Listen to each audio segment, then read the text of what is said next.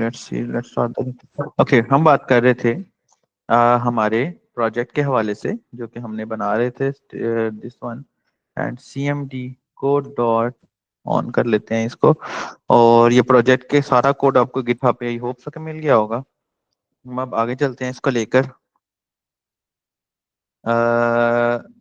यहाँ पर से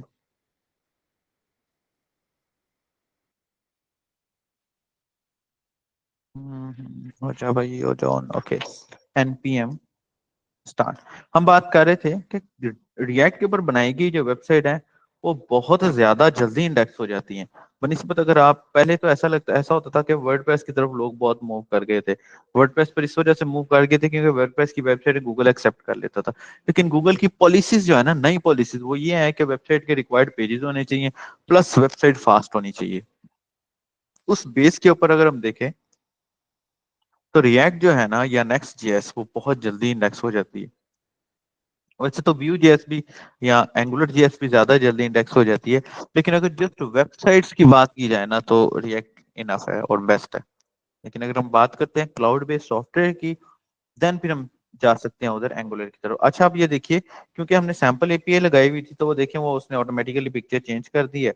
और इस एपीआई के अंदर ये देखिए, यहाँ पर जो मैंने पिक्चर कॉल की हुई है ये वाली, वो सारी की सारी पिक्चर्स हमारी है चेंज हो गई हैं, लेकिन हमारी ये लाइव एपीआई चल रही है।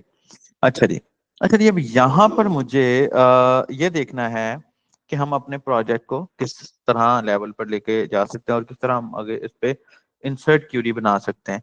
अच्छा, यहाँ पर हमने बेसिकली इस्तेमाल किया हुआ है लारावेल को, सॉरी, लोकल उसको एपीआई को, जो कि हमने मॉक एपीआई, याद होगा हमने अकाउंट बनाया था और उस पर चलाया था। अब ना क्योंकि ये लोकल लोकल एक सैंपल एपीआई, जिस वजह से ना ये हमें टोटल फंक्शनैलिटी को बनाने नहीं देगा। ठीक है, बिकॉज इसने कहना है कि भाई अगर बनाना है तो हमें पैसे पे करो। मतलब कि मैं इसको थोड़ा सा कम प्रोडक्ट्स को कम कर देता हूँ, मैं 22 प्रोडक्ट्स पे ले जाता हूँ और मैं वापस आता हूँ तो यहाँ पर हमारे टोटल 22 प्रोडक्ट्स होने लग जाएंगे। यू कैन सी ये 22 आ गए। अच्छा, अब यहाँ ना ये हमारे राह में जाहिर सी बात है कोई जो है ना अटकाएगा जरूर। जैसे कि मिसाल के तौर पे हम इस एपीआई को इस्तेमाल करते हुए कार्ड की ऑप्शन नहीं बना सकते, समझ रहे हैं फैसल भाई? हम क्योंकि कार्ड के ऑप्शन के लिए हमें 2 टेबल्स रिक्वायर्ड होते हैं, तो जी इस जी। एपीआई को इस्तेमाल करते हुए हम कार्ड की ऑप्शन नहीं बना सकते। इस एपीआई को इस्तेमाल करते हुए हम ऑथेंटिकेशन सिस्टम नहीं बना सकते। ठीक है, तो मैक्सिमम जहां तक हमारी ऑप्शन जाएगी हम उसको क्रिएट जरूर करेंगे, लेकिन एट द एंड फिर हमें लोकल एपीआई की तरफ जाना पड़ेगा। अब इसका सोल्यूशन ये है कि हम अपनी इस एपीआई के ऊपर पूरा क्रड सिस्टम तो बना लेते हैं। ठीक है, पूरा क्रड सिस्टम इस एपीआई के ऊपर तो दोस्तों बना लेते हैं, लेकिन ऑथेंटिकेशन सिस्टम हम इस पर नहीं बनाएंगे। ऑथेंटिकेशन सिस्टम हम अब जैसे ही नोड जेएस पढ़ेंगे फिर उसको इसके साथ कंबाइन कर लेंगे। क्लियर है दोस्तों? Okay sir. नोड जेएस के अंदर वैसे तो आमतौर पे हमने जो जो रखा हुआ है सिलेबस, उसके अंदर जस्ट नोड जेएस के और एक्सप्रेस जेएस के ऊपर हमने एपीआईज बनानी है। लेकिन चलो हम जो है उसके ऊपर ईजीएस टेम्पलेट्स को इस्तेमाल करते हुए इस कैटेगरी की कोई साइट भी बनाकर देख लेंगे, प्लस इसको मैनेज भी कर लेंगे ऑथेंटिकेशन सिस्टम के साथ। तो यहाँ पर एक काम करता हूँ, मैं यहाँ पर एक नया कंपोनेंट बना लेता हूँ दोस्तों। This component will be for this one create dot JS. ठीक है, फिर उसके बाद में constant create is equal to this one h2 create product. Okay, double dot, और यहाँ पर मैं एक्सपोर्ट डिफॉल्ट कर देता हूँ क्रिएट को। ठीक है,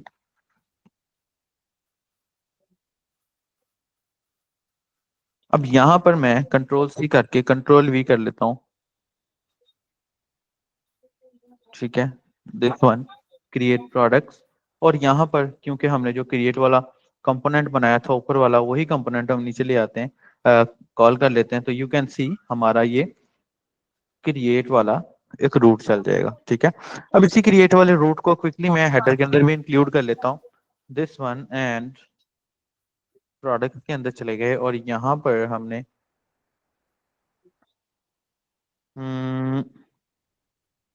plus circle and create product को कॉल कर लिया। ठीक है, and now you can see ये क्रिएट प्रोडक्ट वाला हमारा ऑप्शन आ गया। अच्छा, यहाँ पर क्रिएट प्रोडक्ट के ऊपर यहाँ हमने क्रिएट वाला रूट लगाना है, लिंक टू पे, and you can see that okay this will be create products and this will be products. अब क्रिएट प्रोडक्ट्स के अंदर हम फॉर्म भी बना लेते हैं क्विकली, ठीक है। अब यहाँ पर मैं क्रिएट प्रोडक्ट्स पे आता हूँ और क्विकली मैं यहाँ पर div डॉट, सॉरी हम JSX को इस्तेमाल कर रहे हैं।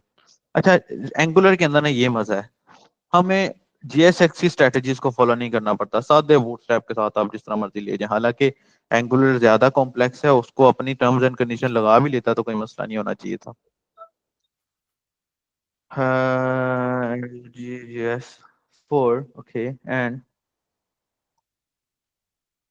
दिस वन क्लास कार्ड, ठीक है। 6 this one div class name और कार्ड हेडर,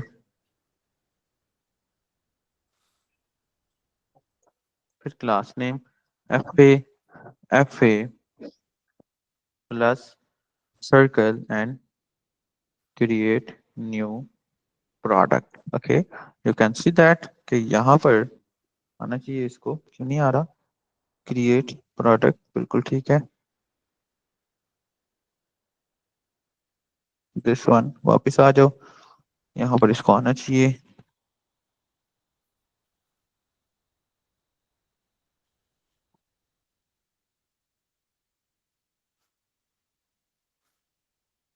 ठीक है, ये क्रिएट प्रोडक्ट पे क्यों नहीं लेके आ रहा, देखो भाई क्या मसला आ रहा है। सर क्रिएट आप डॉट मेन जे ऐप एस, डॉट JSX वाली फाइल पे, सर मेन फाइल पे जाइए सर। मेन फाइल के ऊपर चले जाते हैं अगर, ठीक है, यहाँ पर फिर तो आई डोंट थिंक। सर ऊपर टॉप पे भी जो अच्छा अच्छा, लगा वन दीजिए second save. One second one second one second, ये देखिए, जी ये सर। हमने क्रिएट प्रोडक्ट लिखा हुआ है यहाँ पे, लेकिन यहाँ जो रूट कॉल हो रहा है ये जी क्रिएट है। सर। अच्छा, यहाँ पर भी आप लोगों के जस्ट नॉलेज के लिए मैं आपको बताता चलूं कि जो हमने क्रिएट लिखा है ना, देखो अगर हमने उसे कोई फेक रूट दे दिया ना तो उसने हमें एरर नहीं दी है, ठीक है। हम्म। लेकिन इसका भी हल होता है, ठीक है। इसका हल ये होता है कि हम यहाँ पर 404 वाला एरर दे दें कि भाई अगर रूट नहीं है तो वो हमें वहां पर मूव कर दे, वो हम इंशाल्लाह ताला देखते हैं। अच्छा जी, यहाँ पर create this one and this one and this one, class name, container, and this one and this one and control S, and you can see ये यहाँ पर आ गया। और उसके बाद यहाँ पर मैं MT2 कर देता हूँ तो वो नीचे आ जाएगा, या MT3 कर देता हूँ थोड़ा सा और नीचे आ जाएगा। फिर उसके बाद यहाँ पर मैं प्रोडक्ट को क्रिएट करने के लिए एक फॉर्म बना लेता हूँ, ठीक है। फिर यहाँ पर class name card body, and body के अंदर फिर से div, फिर div के अंदर क्लास फॉर्म ग्रुप, ठीक है। एंड फिर से div नहीं, फिर हम लेबल ही लगा लेते हैं, फिर से लेबल, और उस लेबल के अंदर हम लिख देते हैं जी प्रोडक्ट टाइटल, या खाली टाइटल लिख देते हैं।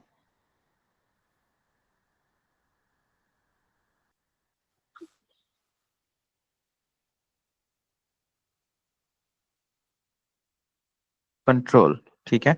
और ये देखिए ये हमारे पास ये टाइटल आ गया। अब इसी तरह मैं यहाँ पर आता हूँ एंड क्विकली यहाँ पर मैं डिस्क्रिप्शन बुक प्रोडक्ट की है वो ऐड कर देता हूँ, डिस्क्रिप्शन, ठीक है।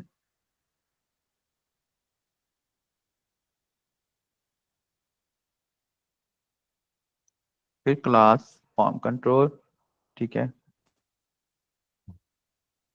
फॉर्म कंट्रोल, और मैं यहाँ पर रोज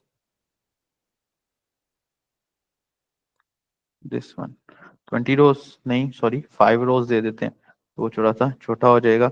अच्छा, और यहाँ पर फिर से control V,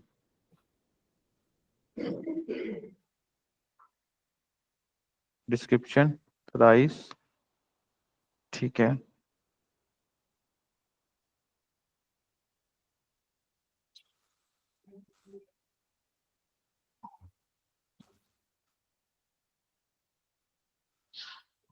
this one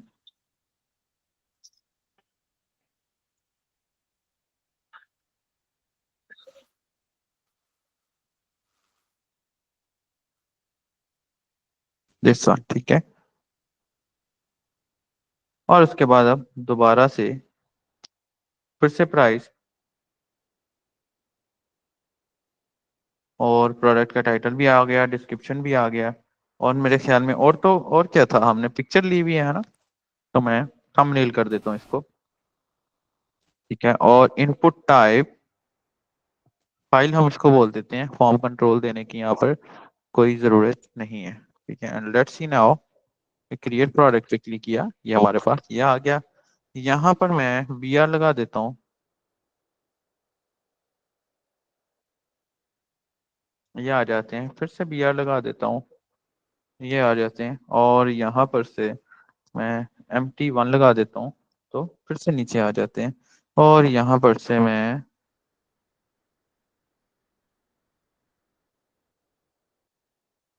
class name, card footer, and फिर से बटन में सेव प्रोडक्ट, एंड फिर से class name, button button danger button SM,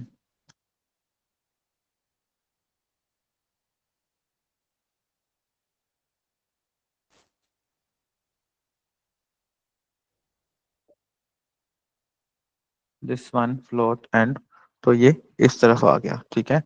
और उसके बाद मैं यहाँ से दिस वन, ये आ गया। अब यहाँ पर से मैं प्रोडक्ट को अपलोड करवाऊंगा और वो प्रोडक्ट मेरा यहाँ पर आ जाएगा। अब रिएक्ट का आपको एक और मजेदार चीज दिखाऊं कि फॉर एग्जांपल अगर हम यहाँ पर ये जो हमने प्रोडक्ट बनाया हुआ है, जैसे कि यहाँ पर हमने फेच किया हुआ है, अगर हम यहाँ पर इस रो को भी या इस रो के अंदर भी हम यहाँ पर कहीं अपना जो है कंपोनेंट कॉल करवाना चाहे तो हम करवा सकते हैं। जैसे कि फॉर एग्जांपल मैं यहाँ पर एक काम कर सकता हूँ कि दिस वन दिस वन, ये हमने इफ कंडीशन लगाई थी। अच्छा, कोड का तरतीब में रखना बहुत जरूरी है, और मैं आप लोगों को सुजेस्ट करूंगा कि आप लोग ना अपने आप को एक्सटेंशंस की आदत ना डालें। फिर div, फिर div के अंदर से क्लास के अंदर से फिर से रो, फिर div, और फिर div के अंदर क्लास के अंदर जाके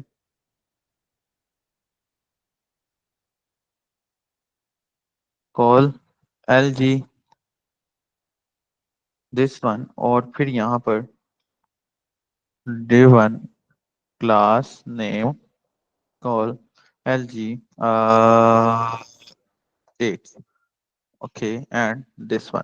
अच्छा, अब आपको थोड़े से ना टिप्स एंड ट्रिक्स मैं देने वाला हूँ, इस चीज का आप लोगों ने जरा थोड़ा सा खास ख्याल रखना है कि आप इस तरह भी रिएक्ट को ना लेकर चल सकते हैं। जैसे कि फॉर एग्जांपल यहाँ से मैं दोबारा से ये कॉल कर लेता हूँ, ये कॉल कर लेता हूँ, एंड इस प्रोडक्ट को इस तरह यहाँ पर ये बंद कर लेता हूँ। अब हो क्या रहा है, हमारे दो कॉलम्स बन गए, और उन दो कॉलम्स में एक कॉलम के अंदर हमारे वही प्रोडक्ट्स वैसे ही फेच हो रहे हैं, जैसे कि ये देखिए दिस वन, ठीक है। हम इसको मजीद थोड़ा सा क्लैरिफाई कर देते हैं, मैं जस्ट रिएक्ट के साथ आपको खेल के बता रहा हूँ। मैं इसको 6 कह देता हूँ, तो यू कैन सी, तो यहाँ पर अब दो कॉलम्स के अंदर हमारे प्रोडक्ट होने लगे हैं, और यहाँ पर हम अपना ये वाला कॉलम शो कर सकते हैं, लाइक क्रिएट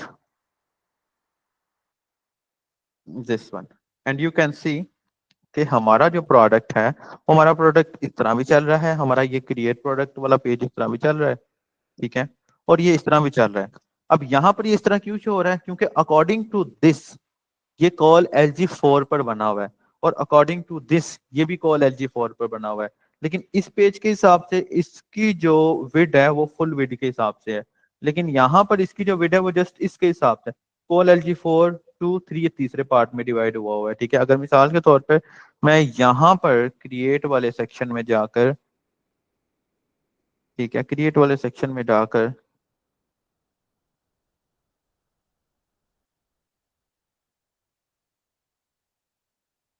फिर ये कंट्रोल S ये, ठीक है, एंड यू कैन सी, मैं वापस आता हूं तो देखें अब ये मेरा पेज भी वैसा है, लेकिन जब मैं इस पेज पर आऊंगा तो ये बड़ा फॉर्म आ चुका है। आसिम, समझ आई किस तरह ये प्रोसेस चला है?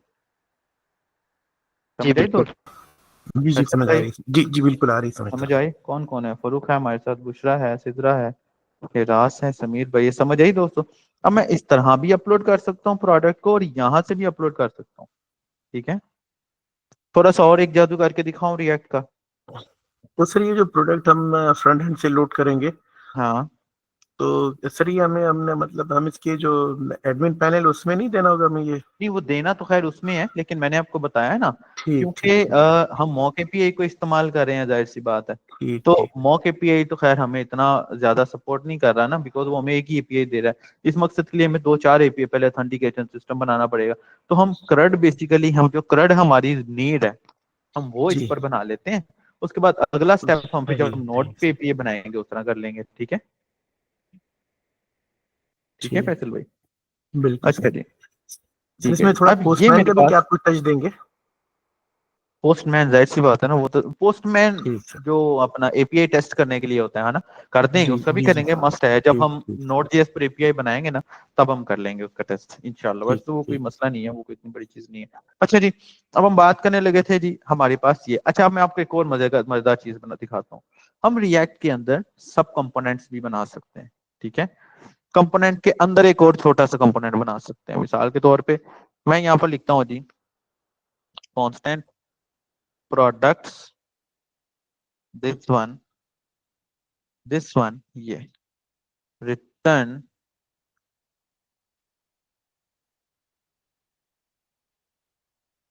This one. ठीक है,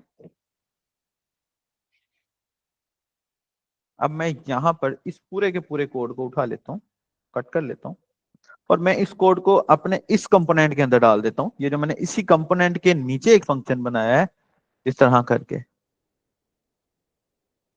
ठीक है, मैंने इस तरह करके ये जो कंपोनेंट बनाया है, इस कंपोनेंट को इसमें डाल देता हूँ और यहाँ पर इसको क्लोज कर देता हूँ कुछ तरह से।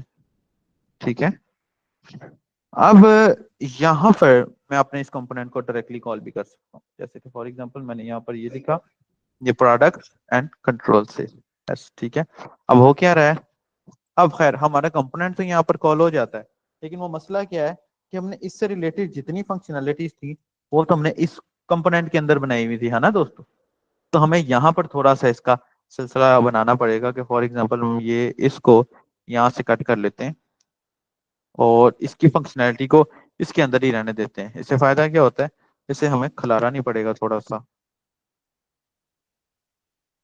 मैं वापस आता हूँ, यहाँ पर लेके आता हूँ, यहाँ से हम कंपोनेंट्स को कट कर लेते हैं और मैं इसको रिटर्न से पहले डाल देता हूँ कुछ इस तरह से। और एक और मसला है यहाँ पर क्योंकि हमारा मेन कंपोनेंट और इसका नाम दोनों का सेम हो गया, तो जिस वजह से हमें मेरे ख्याल में थोड़ा सा एरर पेश करना पड़ रहा है।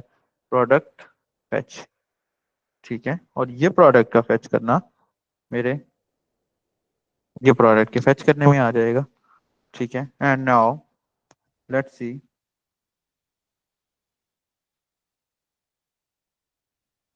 वन सेकेंड, थोड़ा एक दफा और एक छोटा सा तजुर्बा कर लें। अच्छा जी, this one this one this one this one, control we.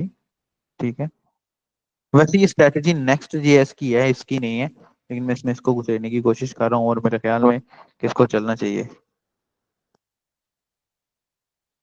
और यहाँ पर हम इसको फेच डाटा का नाम दे देते हैं। ठीक है, और इस फेच डाटा को मैं h2 डन इसके अंदर डाल देता हूँ और इस फेच डाटा को मैं इसके अंदर कॉल कर लेता हूँ यहाँ पर।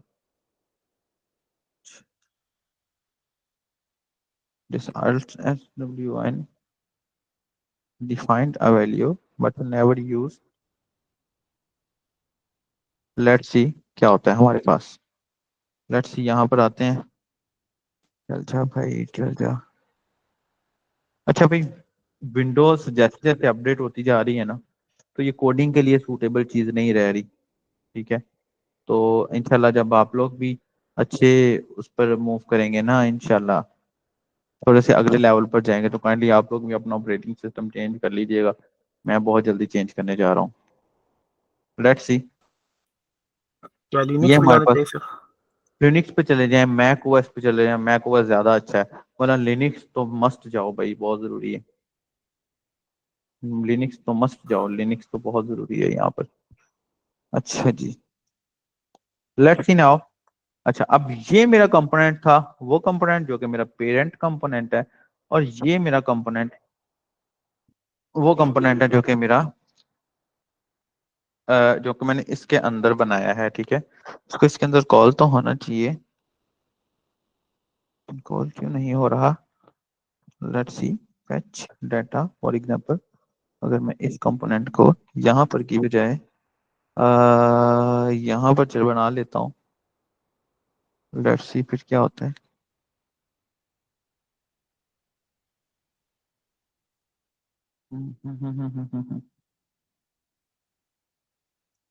लेट्स सी, ठीक, okay, and fix this please, getting this error, copy कर दें इसको, error is this. Let's see, वैसे तो एक फंक्शन के अंदर दूसरा, एक कंपोनेंट के अंदर दूसरा सब कंपोनेंट इस्तेमाल हो जाता है।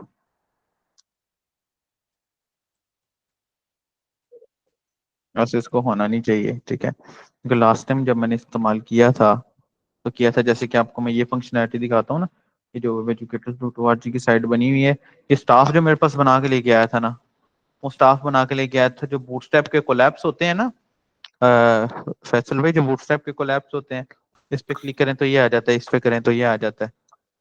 ये बेसिकली कोलैप्स नहीं चल रहे हैं, ये इसके कंपोनेंट चल रहे हैं। इस पे क्लिक करें तो एक कंपोनेंट, नंबर 2 वाला कंपोनेंट एंड नंबर 3 वाला कंपोनेंट।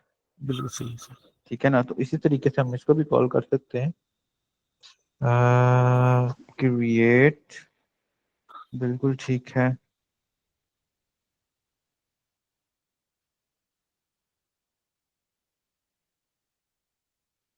हम्म, दिस वन, चलो इसको हम देखते हैं, अगर हम अपनी इसकी इस चीज की तरफ ले आए। अच्छा जी, अच्छा जी, मुझे अब हुआ यूं कि क्रिएट प्रोडक्ट एंड प्रोडक्ट्स, ठीक है, हमारे पास अब ये दो पेजेस हैं। ठीक है, सबसे पहले हम फॉर्म हैंडलिंग की तरफ चलते हैं, फिर वापस हम इसी के ऊपर आएंगे ताकि हमारा टॉपिक ना रह जाए। अब होगा क्या, अब मुझे एक ऐसा ऑब्जेक्ट बनाना है जो मेरे इस पूरे फॉर्म के डाटा को मेरी डेटाबेस के अंदर लगा सके। ठीक है, अब इसके दो तरीके हैं। ऑफिशियली तो एक ही स्टेट बना के कॉल कर दिया जाता है, लेकिन मेरे ख्याल में ऑफिशियली एक स्टेट नहीं बनानी चाहिए, बल्कि हर एक मकसद के लिए, हर एक इनपुट के लिए हम अलग से स्टेट बना लेते हैं, ताकि चीजें हमें ज्यादा अच्छे तरीके से समझ आ जाए। मैं यूज स्टेट लिखता हूँ तो ये यूज स्टेट आ जाता है, और constant title, set title is equal to use state this one. ठीक है, ये हमारे पास हमारी पहली आ गई। एंड आप लोगों को याद होगा हमने स्टेट में ये डाला था लास्ट टाइम, ये तब डाले हैं जब हम अरे ले रहे हैं। ठीक है, फिल वक्त हम अरे नहीं ले रहे तो हम ये नहीं डालेंगे। उसके बाद constant description and set description, ठीक है, and use state and this one, फिर उसके बाद फिर constant and price and set price and use state and this one. ठीक है, फिर उसके बाद यहां पर हम एक पिक्चर दे लें, तो मैं यहाँ पर दिस वन इमेज, ठीक है, set image and this one use state this one. ठीक है, अब इसी तरह हमारे पास टेक्निकली 8 एरर्स आएंगे, एक इसका और एक इसका 2, एक इसका और एक इसका 4, 5, 6, 7, 8, ये 8 एरर आप लोगों के सामने शो हो रहे हैं। ठीक है, अब हम वही स्ट्रेटजी इस्तेमाल करेंगे जो सी स्ट्रेटजी हमने यहाँ पर इस्तेमाल की थी, देख रहे हैं दिस वन। ये स्ट्रेटजी क्या थी? ये स्ट्रेटजी थी कि हम यहाँ पर अबाउट वाले कंपोनेंट में आ जाते हैं एक दफा। हमने ये किया था यहाँ पर, हमने ऑन चेंज के ऊपर, ऑन चेंज के ऊपर हमने इसकी वैल्यू को सेट नेम यानी कि ई के साथ ऑन चेंज के ऊपर हमने इसकी वैल्यू को इसके अंदर डलवा दिया था। इसी तरह हम यहाँ पर भी हमारे हर एक कंपोनेंट के अंदर दिस वन, हमारा ये मिसाल के तौर पर ये लेबल है, तो मैं इस लेबल के अंदर ऑन चेंज, ठीक है, ई लिखता हूँ, और ई लिखने के बाद सेट टाइटल लिख देता हूँ और E dot target dot value. शायद मैंने पहले भी बताया था, मैं दोबारा बता रहा हूँ कि जो हमारा ई है ये बेसिकली इवेंट होता है, ठीक है, इवेंट की ऑफिशियल वैल्यू ये ले रहा है। इसके बाद यहां पर से भी मैं ये लगा के सेट डिस्क्रिप्शन लगा देता हूँ, और इसी तरह यहां पर से भी मैं ये लगा के सेट प्राइस लगा देता हूँ, ठीक है। अब you can see that image का थोड़ा सा प्रोसेस अलग है, वो मैं आपको समझाता हूँ। पहले ये देखिए, अब जैसे ही मैं इसके अंदर कॉल करूंगा, या मिसाल के तौर पे मैं यहाँ पर इसको कॉल भी करके दिखा देता हूँ ताकि हमारा जो प्रोसेस है वो जरा सही तरह चलता है। अब मैं जैसे ही इसको इसके ऊपर कुछ लिखूंगा तो वो देख रहे हैं ऊपर लिखा हुआ आ रहा है, ठीक है। इसी तरह मैं इसकी डिस्क्रिप्शन को भी यहाँ पर ही कॉल करवा देता हूँ। एक तो हमारा वो नीचे जो वार्निंग है जो हमें नजर आ रही है वो बिला वजह की वार्निंग हमारी चली जाएगी, और दूसरा मैंने रिएक्ट में एक और चीज गौर की है कि वो जोन से एरर्स इसको नहीं भी शो करने चाहिए वो भी करता रहता है। ये डिस्क्रिप्शन भी आ गई। इसी तरह मैं यहाँ पर इसको प्राइस को भी मेंशन करवा देता हूँ, तो ऑफिशियली ये प्राइस भी आ गई। ये हम यहाँ पर जो भी लिखेंगे ये प्राइस ऊपर आता जाएगा। इसी तरह हम इमेज को भी डाल ही सकते हैं, कोई इसमें मसला नहीं है, लेकिन क्या है कि इसको बाद में जो हमने सेट करना है वो तरीका थोड़ा सा डिफरेंट होगा। This one E dot target dot value, ठीक है। और फिलहाल इमेज का पाथ हम यहाँ पर, वैसे तो इमेज का ओवरऑल पाथ हम यहाँ पर शो नहीं करवा सकते। उसकी रीजन ये है कि क्रोम ब्राउजर इमेज के पाथ को हाइड कर देता है, और वजह वो उसकी ये बताता है कि फॉर द सिक्योरिटी रीजन। ये देख रहे हैं आप, फेक पाथ लेक्चर 50.png, उसने पिक्चर का नाम तो शो करवा दिया है, लेकिन ये जो पाथ है ये क्योंकि मेरे सिस्टम का पाथ है तो फॉर द सिक्योरिटी रीजन यहाँ पर ये पाथ शो नहीं करेगा। इसको शो करवाने के लिए हमें जुगाड़ लगाना पड़ता है, लेकिन क्योंकि फिर वक्त हमें इसकी जरूरत नहीं है तो हम इसको ऐसे ही रखेंगे। जहां तक कोई क्वेश्चन है दोस्तों तो पूछ लीजिए। क्लियर है? आसिम, बुशरा, कोई क्वेश्चन? जी सर। ठीक है, ठीक। अच्छा जी, मैं अगला स्टेप लेता हूँ। अब मैं इसको ऑब्जेक्ट बनाने की तरफ जाता हूँ, बाद में हम इमेज को स्टोर करने की तरफ जाएंगे। मैं यहाँ पर लिखता हूँ जी constant form handle is equal to this one and this one, और मैं यहाँ पर कंसोल डॉट लॉग लिख के वर्क कर देता हूँ, ठीक है। और यहाँ पर मैं अपने इस फॉर्म को इस तरह सबमिट कर देता हूँ।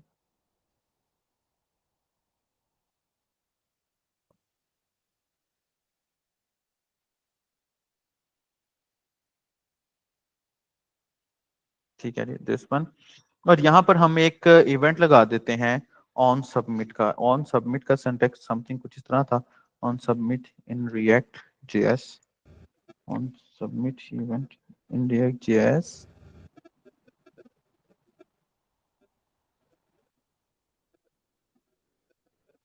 ठीक है। लेट्स सी, अगर यहाँ पर पीएचपी होती तो हम पीएचपी में तो फॉर्म को डायरेक्टली इस तरह सबमिट करवा सकते थे, लेकिन अलबत्ता लेट्स सी यहाँ पर बिल्कुल ये इमेज भी डाल दी है, files zero target dot files आता है बिल्कुल यहाँ पर।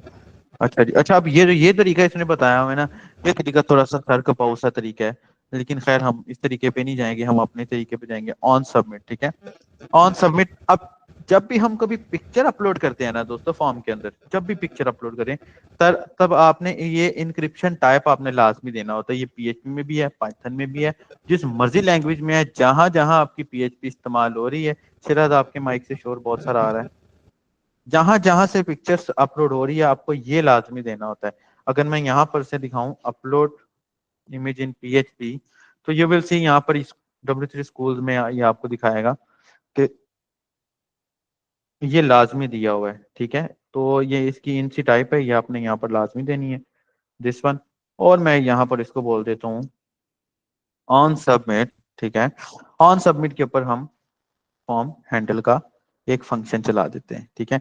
एंड कीप इन माइंड यहाँ पर उसने एक हमें थोड़ी सी गाइडलाइन दी है जो कि हमसे मिस हुई। वो गाइडलाइन ये थी कि जब हमने वैल्यू को सेट करवाना है इसकी टारगेट वाली फाइल की वैल्यू को, तो वैल्यू की बजाय इसकी फाइल हमने लेनी है, ठीक है। तो मैं फाइल ले लेता हूँ इस तरह,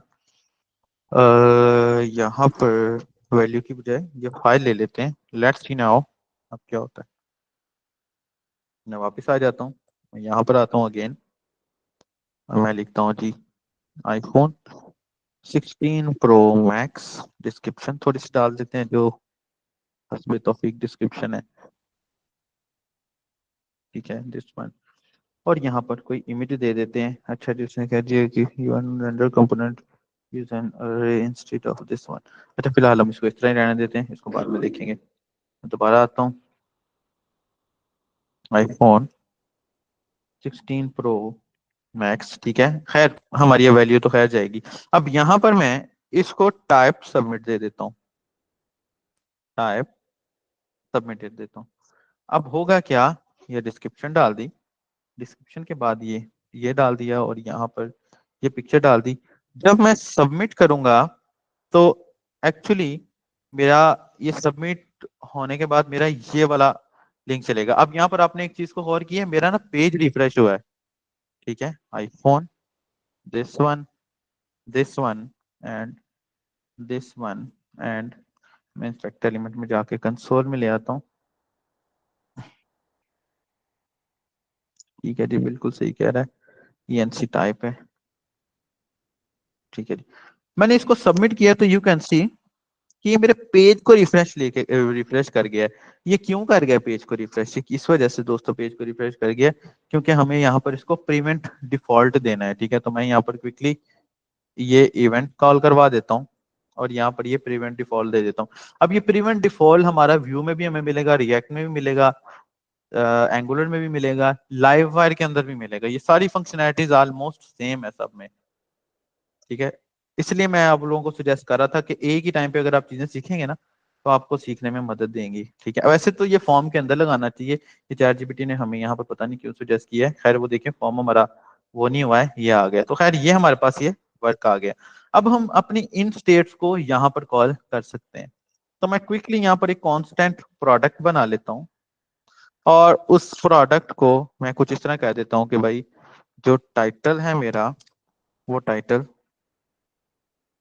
ये आ जाएगा, ठीक है। और इसी तरह जो डिस्क्रिप्शन है मेरा, वो डिस्क्रिप्शन मेरा ये डिस्क्रिप्शन आ जाएगा, ठीक है। And so on. टाइम हमारे पास थोड़ा है, बल्कि इस ऑब्जेक्ट वाले टॉपिक को हम कल पे ही रखते हैं, बिकॉज मैंने अब सबसे पहले आपको रिएक्ट के अंदर ऑब्जेक्ट समझाना है, ठीक है। अलबत्ता हम इसके अंदर जो भी चीज हम अपनी कॉल करेंगे ना, टाइटल्स, ऐसे कि मिसाल के तौर पर ये मैंने टाइटल कॉल किया है, ये वाला टाइटल, तो यू कैन सी अब हमें फॉर्म के अंदर, अब हमें सबमिट के ऊपर हमें वो वैल्यू देगा जो कि मैंने यहाँ पर ये वैल्यू डाल दी है। अब जस्ट हमें एक ऑब्जेक्ट क्रिएट करवाना है और उसको पोस्ट के जरिए अपनी एपीआई को देना है, ठीक है। वो एपीआई हमें यहाँ पर इसने डाटा को सेव करवाने की दी होगी। यहाँ पर जैसे मैं नीचे जाता हूँ तो ये देखिए उसने कहा भाई पोस्ट डाटा, डाटा को पोस्ट करने के लिए पोस्ट का मेथड इस्तेमाल करो। तो हम यहाँ पर इंशाल्लाह ताला कल इसके अंदर पोस्ट का मेथड इस्तेमाल करेंगे, ठीक है। यहाँ तक कोई कंफ्यूजन है तो पूछ लीजिए। क्लियर है? कोई क्वेश्चन? मैं डाटा पुश कर रहा हूँ लाइव सर्वर के ऊपर।